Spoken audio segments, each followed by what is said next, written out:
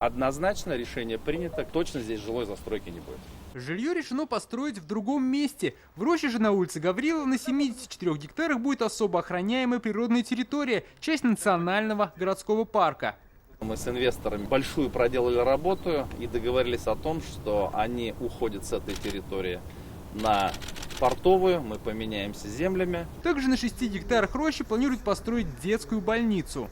Предлагаем здесь проект больничного комплекса, который основан на принципах естественного оздоровления. Больничный сад связывается с большим парковым пространством. Сохранить на Гаврилова природный ландшафт не раз просили местные жители. Будет парк, а также построить детскую многопрофильную больницу. Это очень необходимо для нашего города, для наших жителей. Я, конечно, заинтересован, чтобы здесь был какой-то парк именно для здорового образа жизни. Конечно, бы очень здорово было бы, понимаете?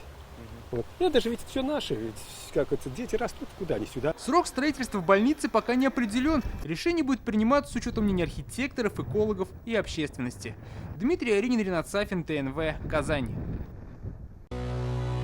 Наша рука помощи вашему бизнесу. Антикризисные предложения. Телефон 843 5 705 100.